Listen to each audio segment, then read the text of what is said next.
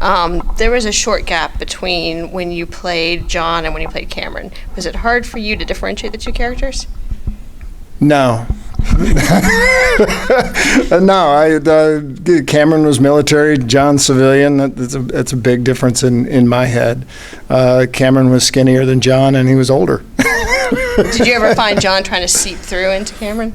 No, not really. I mean, sometimes Ben Browder would want to seep through and to do something a little weird or stupid, but no. The writers had a good handle on what they wanted to do with Cameron Mitchell, and Crichton. I played him for 5 years. I played him for so long that by the end of the day, you put on the leather pants and you're good to go.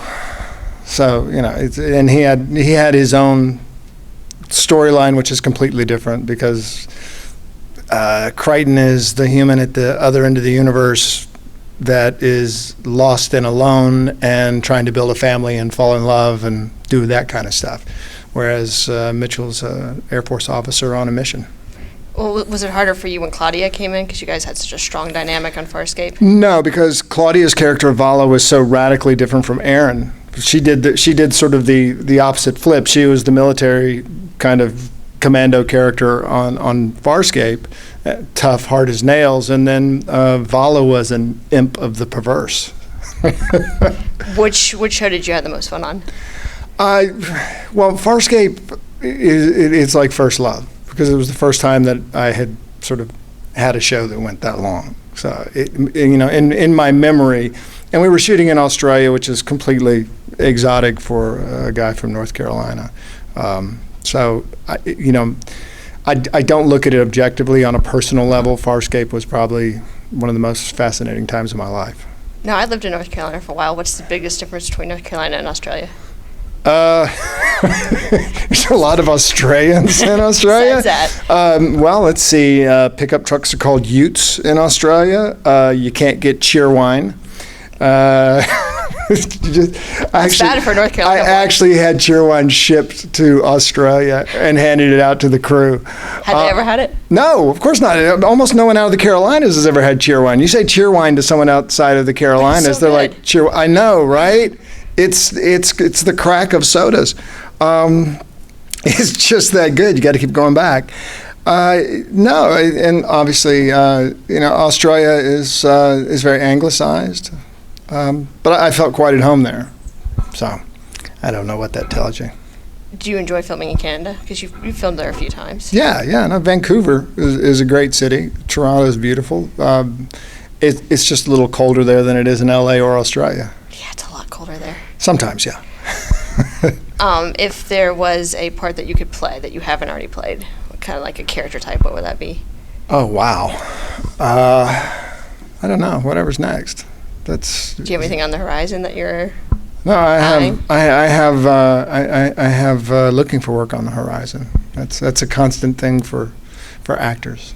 Well, you write, direct, all that kind of stuff. Mm-hmm. Have you written anything recently, or? No, I'm working on a couple of story breaks that I have in my computer right now. But as far as a finished product, no, I don't have a finished product which is sitting ready to launch. Do you prefer to be behind the camera or in front of it? Good question. I think the childish part of me enjoys being in front of the camera because it's play, and I'm also more comfortable there. The adult part of me really enjoys being behind the camera and acting like an adult for a change. So, ideally you kind of get to do both. It's not like I got into acting because I wanted to be a grown-up. It's all play.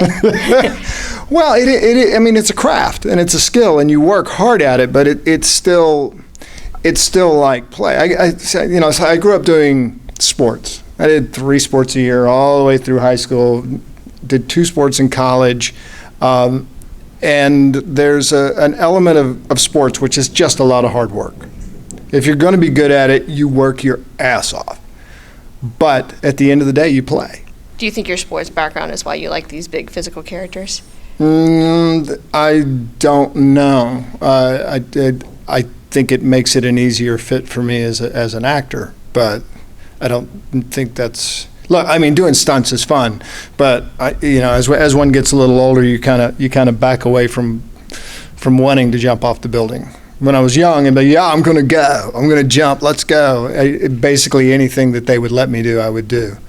So, but today, I might look at it and go, I don't know, that looks like it might hurt. What was your most challenging stunt on Farscape?